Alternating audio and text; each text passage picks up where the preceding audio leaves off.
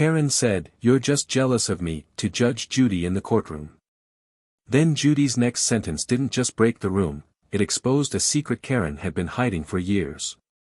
The courtroom fell into a suffocating silence, the kind that makes every breath feel too loud, every shift in your seat a betrayal of the tension hanging in the air. This wasn't just another small claims case. This was a public unraveling, and everyone in that room could feel it coming like a storm on the horizon. The case on the docket seemed simple enough on paper, a dispute over unpaid rent and property damage between a landlord and a former tenant. But the moment Karen Mitchell walked into that courtroom, clipboard in hand, designer handbag slung over her shoulder, and a smile that screamed confidence bordering on arrogance, you knew this wasn't going to be ordinary. She moved like someone who'd never lost an argument in her life, her heels clicking against the floor with the kind of authority that demanded attention.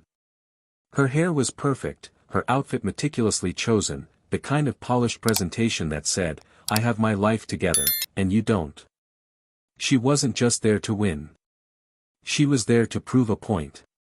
Before we dive into this incredible case, tell me in the comments where you're watching from. I love seeing where my viewers are around the world. And don't forget to hit that subscribe button so you never miss more unbelievable cases like this one. Now, sit back, relax, and enjoy the video. Across from her stood the defendant, a woman named Maria Santos, clutching a worn folder filled with wrinkled receipts and handwritten notes. Maria's clothes were clean but simple, her hands calloused from years of work, her eyes tired but determined. She didn't have Karen's polish or Karen's confidence, but she had something else, a quiet resolve that came from knowing the truth. She'd been Karen's tenant for 3 years, and according to Karen, she'd left the property in shambles, refusing to pay the last 2 months of rent. But Maria's story was different, and the documents she carried told a version Karen didn't want anyone to hear. Judge Judy sat at the bench, her sharp eyes already assessing both women, her expression giving away nothing. She'd seen thousands of cases, heard every excuse, every lie, every half-truth. She had a reputation for cutting through nonsense like a hot knife through butter, and she didn't tolerate fools or frauds. She leaned back in her chair, fingers steepled, waiting for the theatrics to begin. She knew this type of case. She knew this type of plaintiff. And she had a feeling Karen Mitchell was about to learn a very expensive lesson about underestimating the quiet ones. Karen stepped forward, her voice dripping with the kind of polite condescension that makes your skin crawl. "Your Honor, this is a straightforward case. Ms. Santos violated her lease agreement, caused significant damage to my property, and refused to pay rent. I have documentation, I have photographs, and I have witnesses. She's trying to paint herself as a victim, but the facts speak for themselves." She said it all with a smile, the kind that didn't reach her eyes, the kind that said she'd already won before the gavel even dropped. Maria stood silent, her grip tightening on her folder, her jaw set. She'd been dismissed, belittled, and ignored for months. But not today. Not here. Judge Judy glanced at Maria, then back at Karen, and in that brief moment, something flickered across her face, recognition, maybe, or suspicion. She'd seen Karen's type before. The landlords who nickel-and-dimed their tenants, who exploited desperation, who hid behind legalese and fake smiles.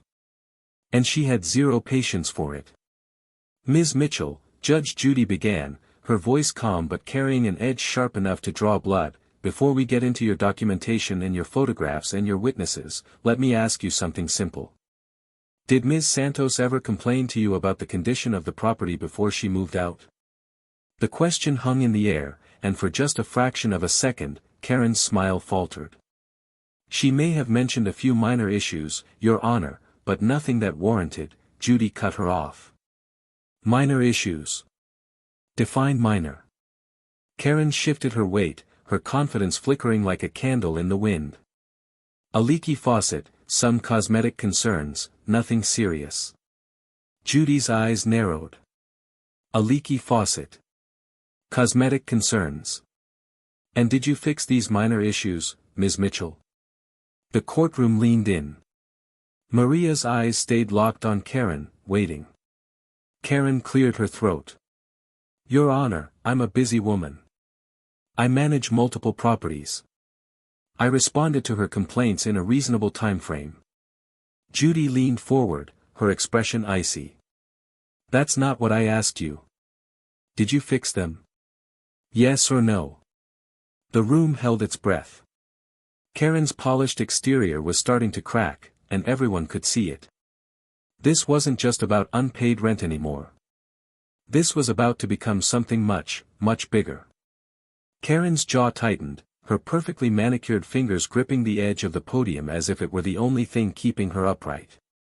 She forced a smile, the kind that looked more like a grimace, and tilted her head slightly as if Judge Judy had just asked her to explain basic mathematics to a child.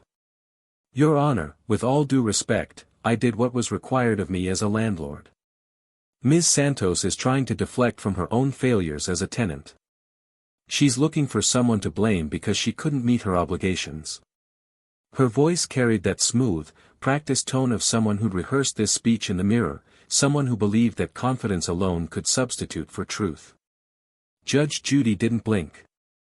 She sat perfectly still, her hands folded on the bench, her eyes fixed on Karen like a hawk watching a mouse scramble across an open field.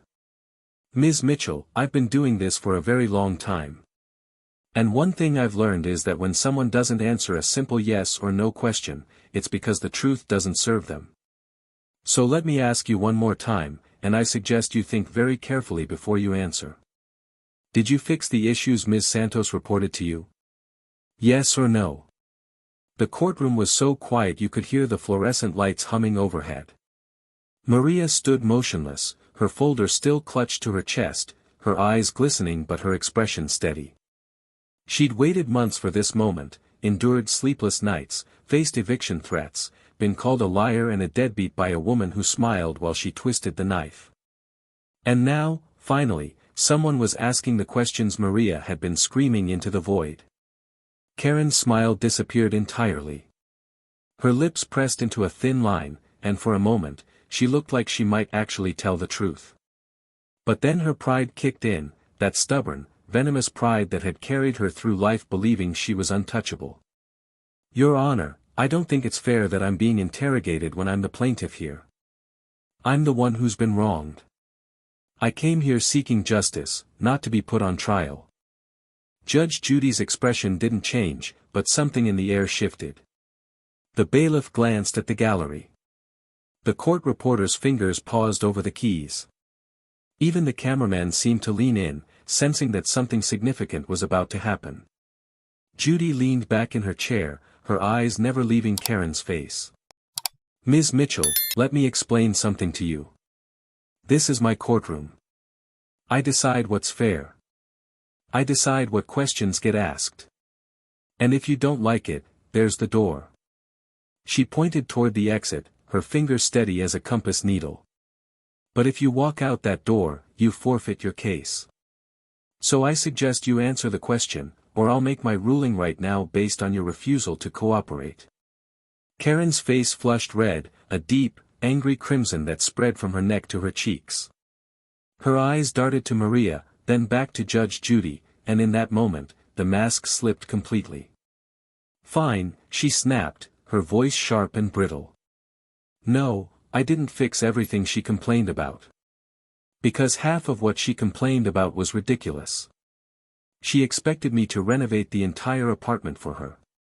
She wanted granite countertops and new appliances and fresh paint like she was living in a penthouse. She was paying $800 a month, Your Honor. $800. She should be grateful she had a roof over her head at all. The gallery gasped. A few people whispered to each other, shaking their heads. Maria's eyes widened, not in surprise, but in vindication. There it was. The truth Karen had been dancing around, finally dragged into the light. Judge Judy tilted her head slightly, her expression unreadable but her voice colder than ice. Grateful. She should be grateful. Is that what you said? Karen realized her mistake immediately. She tried to backpedal, her words tumbling out in a rush. Your Honor, I didn't mean it like that.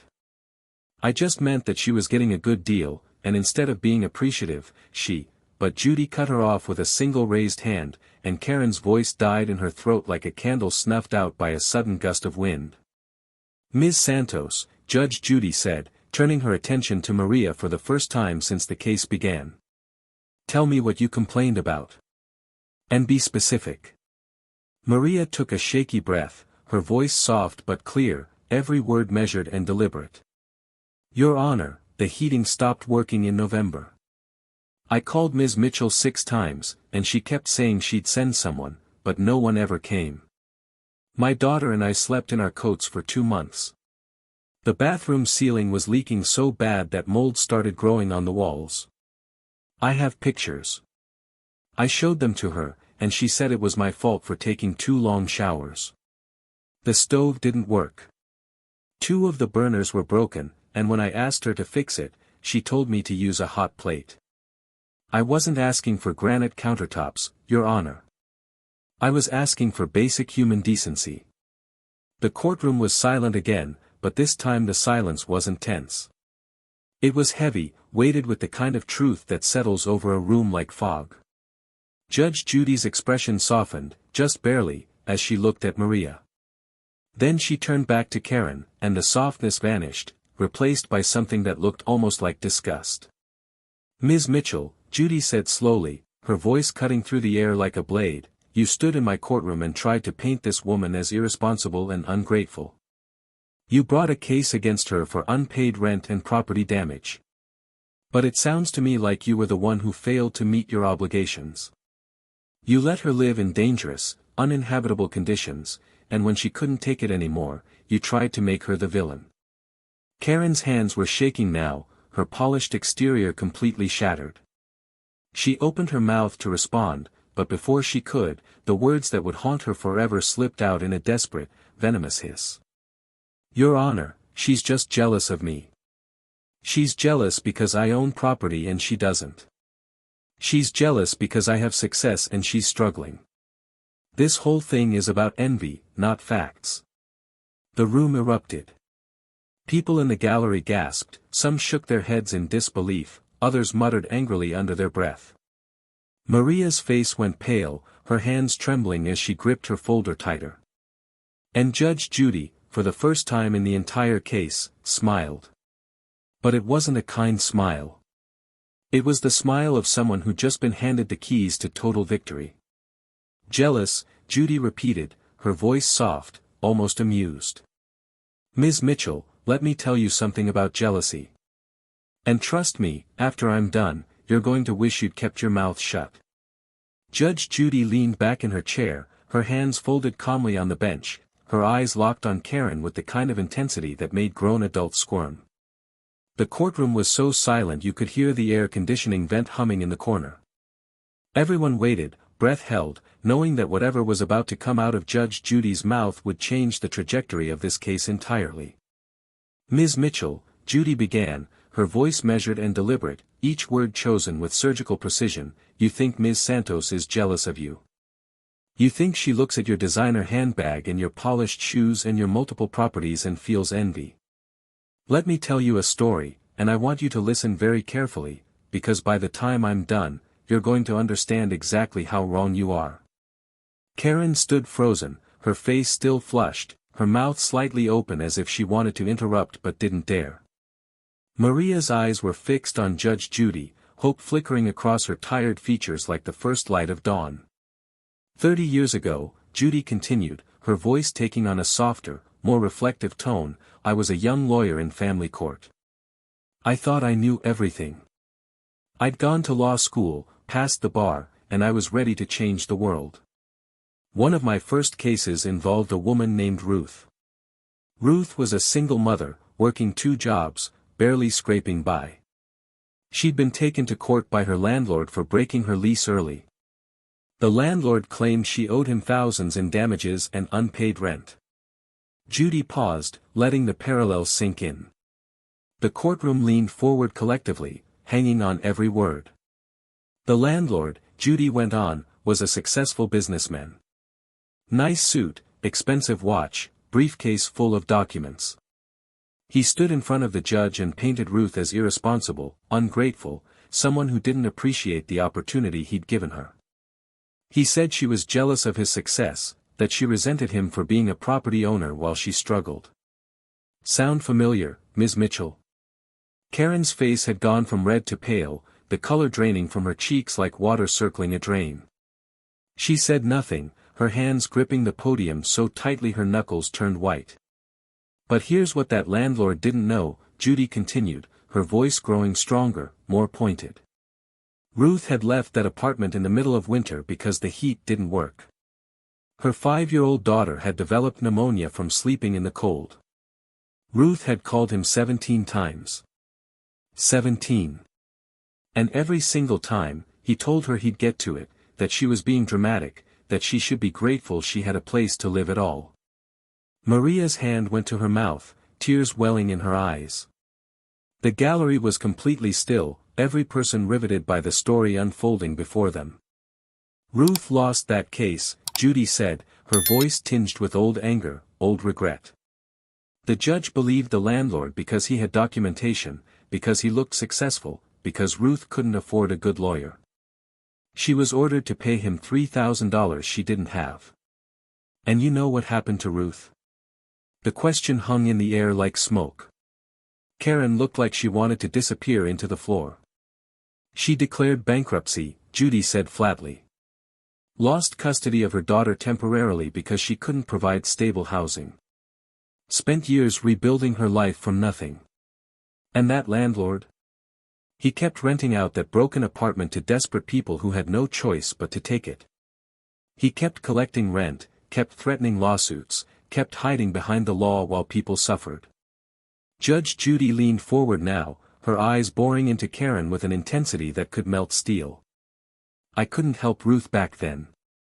I was too young, too inexperienced, and the system failed her. But I made myself a promise that day, Ms. Mitchell. I promised that if I ever had the power to stop people like that landlord, people who exploit the vulnerable and then have the audacity to call them jealous, I would do it without hesitation. The courtroom was electric now, the air charged with the weight of revelation. Maria was openly crying, her hand pressed against her chest. The gallery members were nodding, some wiping their own eyes. So when you stand in my courtroom, Judy continued, her voice rising with controlled fury, and you tell this woman that she's jealous of you, what you're really doing is admitting that you know exactly what you did to her. You know you failed her as a landlord. You know she suffered because of your negligence. And instead of taking responsibility, you're trying to make it about her character instead of yours. Karen's lips trembled. She tried to speak, her mouth opening and closing like a fish out of water, but no words came out. But here's what you don't know, Ms. Mitchell, Judge Judy said, her voice dropping to barely above a whisper, forcing everyone to strain to hear. Here's the part that's about to break this room wide open. She paused, letting the tension build to an almost unbearable level. Ms. Santos isn't jealous of you.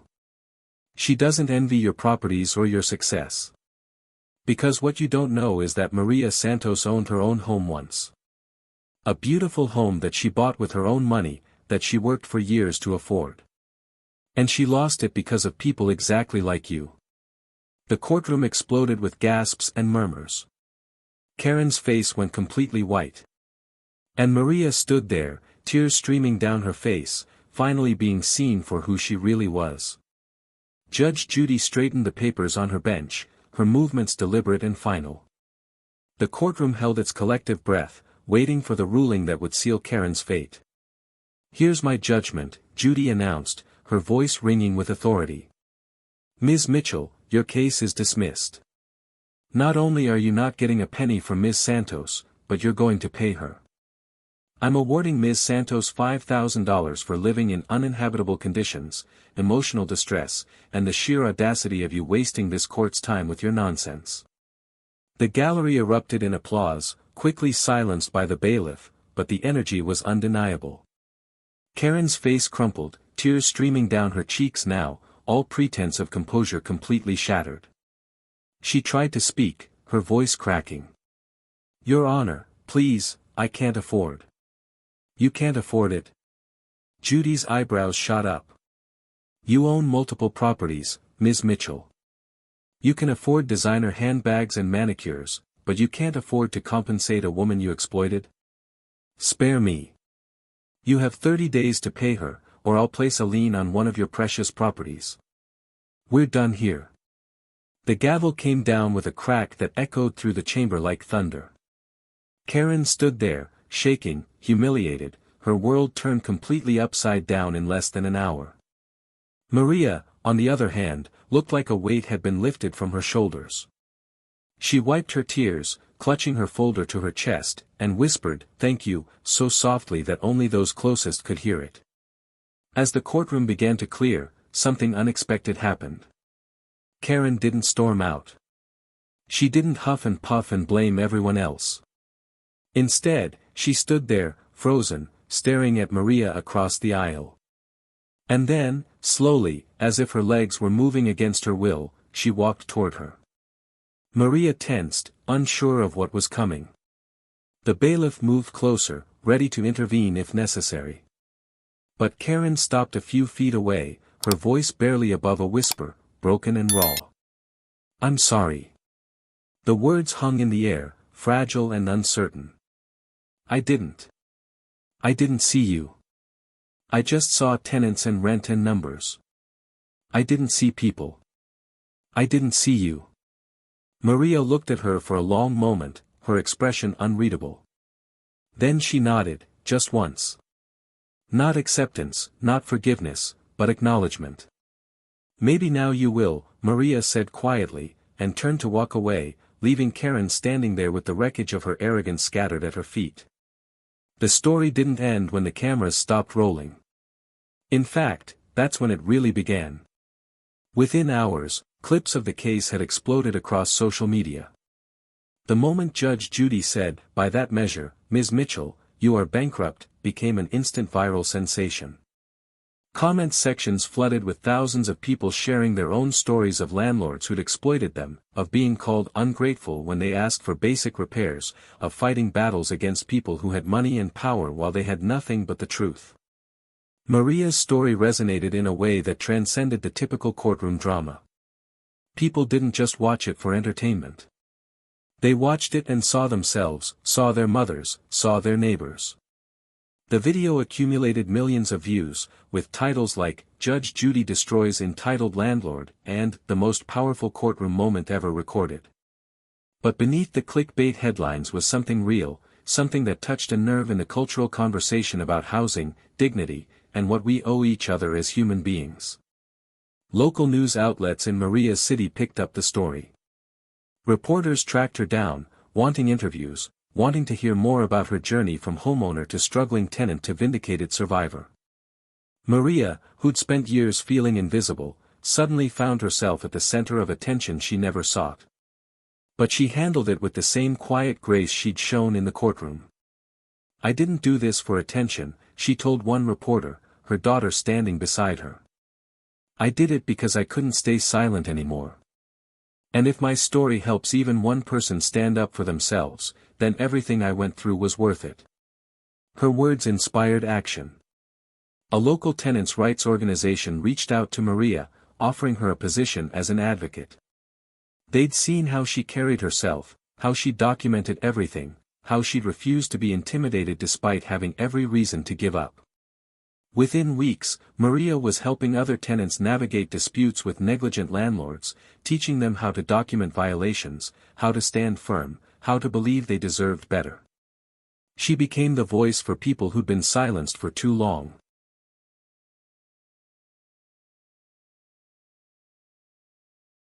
But perhaps the most unexpected development involved Karen herself.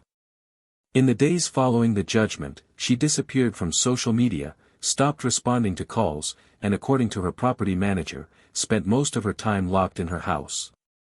Friends who reached out received no response. The woman who'd walked into that courtroom radiating confidence and superiority had been fundamentally broken by what happened. 3 weeks after the case, Karen did something nobody expected. She sold 2 of her rental properties. Not because she had to, not because of the $5,000 judgment, but because she couldn't look at them the same way anymore. Every time she drove past them, she saw Maria's face. She heard Judge Judy's words, "You are bankrupt." And she couldn't shake the devastating realization that it was true. With the money from the sales, Karen made anonymous donations to 3 local organizations, a tenants' rights group, a housing assistance program, and a medical debt relief charity. She didn't announce it. Didn't post about it on social media. Didn't try to rehabilitate her public image. She did it quietly, privately, because for the first time in her adult life, she was doing something that wasn't about her ego. But Karen's transformation went deeper than writing checks. She reached out to her remaining tenants, scheduling meetings with each one personally. She asked about repairs they'd requested, issues they'd been afraid to report, problems they'd learned to live with because they assumed she didn't care. And then, methodically, she fixed them. Every single one. The heating systems that barely worked. The leaking roofs. The broken appliances. She hired contractors, paid for upgrades, and did it all without raising anyone's rent. One tenant, an elderly man who'd been living with a broken air conditioner for 2 summers, broke down crying when Karen personally came to tell him it had been replaced. "I don't understand," he said, confused by this sudden change. "Why now?" Karen looked at him, her eyes carrying a weight they'd never held before. "Because someone showed me that I was wrong. And I'm trying to do better." The local tenants' rights organization, the same one that had hired Maria, noticed the changes. They investigated, expecting it to be a publicity stunt, but found it was genuine. Karen had fundamentally changed how she operated, not because she wanted praise, but because she'd been forced to confront the ugliest parts of herself in the most public way possible. Meanwhile, Maria continued her advocacy work, her case becoming a teaching tool for others fighting similar battles. She'd turn on her computer and see comments from strangers thanking her, telling her she'd given them courage, telling her they'd finally stood up to their own landlords because of her example. 2 women, forever changed by one courtroom moment. One learning what she'd lost. The other reclaiming what she'd always had. 6 months after that courtroom confrontation, something remarkable happened. Maria received an envelope in the mail, no return address, just her name written in careful handwriting. Inside was a check for $1,500 and a single piece of paper with a handwritten note, "For your daughter's education. You deserved better, and I'm sorry it took me so long to understand that. KM." Maria stared at the note for a long time, her fingers tracing the letters. She knew exactly who it was from. She thought about returning it, thought about all the reasons she had every right to reject anything Karen Mitchell offered. But then she looked at her daughter doing homework at their small kitchen table in the modest but safe apartment they'd moved into after the judgment, and she decided to accept it. Not because she needed Karen's money, but because accepting it meant acknowledging that people could change, that redemption was possible, even for those who seemed beyond reach. The lesson from that courtroom moment spread far beyond those 2 women. It rippled outward like waves from a stone thrown into still water, touching people who'd never met Maria or Karen, people who'd only watched a clip on their phones while waiting in line at the grocery store or scrolling through social media late at night. But the impact was real, and it was profound. The first lesson was about jealousy itself. When someone accuses you of being jealous, it's almost never about you. It's about them. It's about their insecurity, their need to believe that everyone wants what they have because it's the only way they can validate their own choices.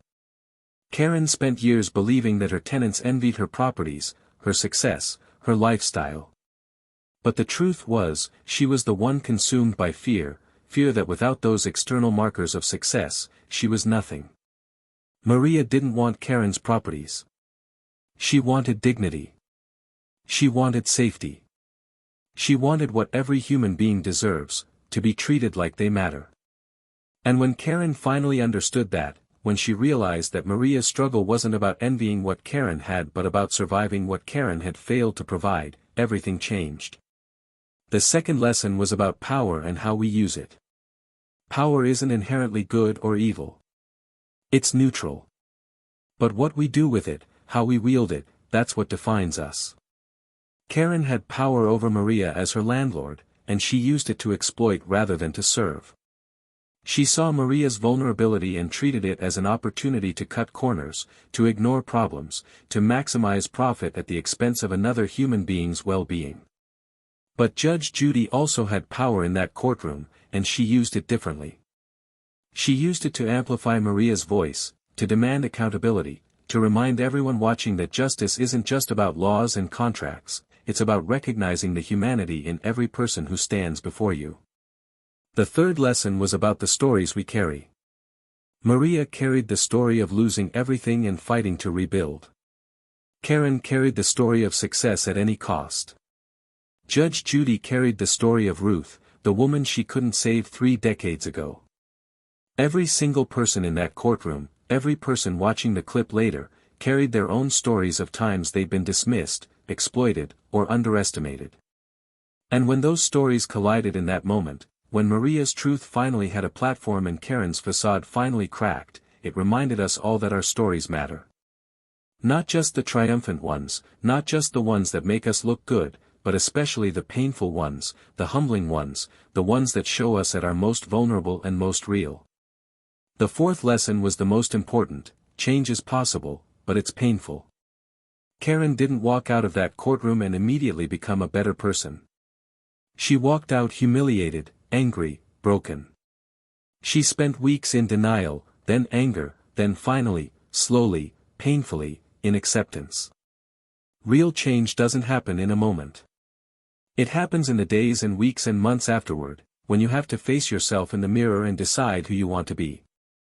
Karen chose to change not because it felt good, but because staying the same had become unbearable. And that's how real transformation works. It's not inspirational music and montages. It's uncomfortable conversations, difficult apologies, and consistent action even when nobody's watching. Maria's advocacy work continued to grow. She spoke at community forums, helped draft local tenant protection ordinances, and trained others to document violations and fight back against exploitation. She never forgot where she came from, never forgot the feeling of standing in that cold apartment wearing a coat because the heat didn't work. And she made sure that every person she helped knew they weren't alone, that their struggle mattered, that they deserved dignity. Judge Judy continued doing what she'd always done, cutting through nonsense and demanding accountability. But that case stayed with her, too. She kept a copy of the transcript in her desk, a reminder of why she did this work, a reminder that sometimes one moment of truth could change multiple lives. As for the millions of people who watched that clip, commented on it, shared it with friends and family, they took away their own lessons. Some saw it and finally reported their own negligent landlords. Others saw it and examined their own behavior, their own use of power, their own tendency to dismiss people they considered beneath them. Teachers showed it in classrooms to spark discussions about justice and empathy. Social workers referenced it when training new advocates. It became more than just a viral video. It became a cultural touchstone, a moment that crystallized something people had been feeling but couldn't quite articulate. The next time someone tries to dismiss you by calling you jealous, remember Maria standing in that courtroom, folder clutched to her chest, finally being heard. Remember that your truth has power. Remember that dignity isn't something someone grants you, it's something you already have, and no one can take it away unless you let them. And if you're ever in Karen's position, if you ever find yourself with power over someone vulnerable, remember that you have a choice. You can exploit, or you can serve. You can dismiss, or you can listen. You can see people as dollar signs and inconveniences, or you can see them as human beings deserving of basic respect. Because in the end, real wealth, real success, real power isn't about what you own or what you control. It's about who you are when nobody's forcing you to be better. It's about the legacy you leave in the lives you touch. And it's about understanding that the person you're tempted to dismiss, the person you think is jealous of you, might just be the person who teaches you the most important lesson of your life, if you're brave enough to listen. If this story hit you the way it hit me, I need you to do something right now. First, smash that subscribe button because we bring you powerful real-life stories like this every single week that remind you what really matters in life. Second, hit that like button so YouTube shows this to more people who need to hear it. And third, this is the most important one, share this video with someone today. Maybe they're dealing with their own Karen, maybe they're fighting a battle where they feel invisible, or maybe they need a reminder that standing up for yourself with dignity is the most powerful thing you can do.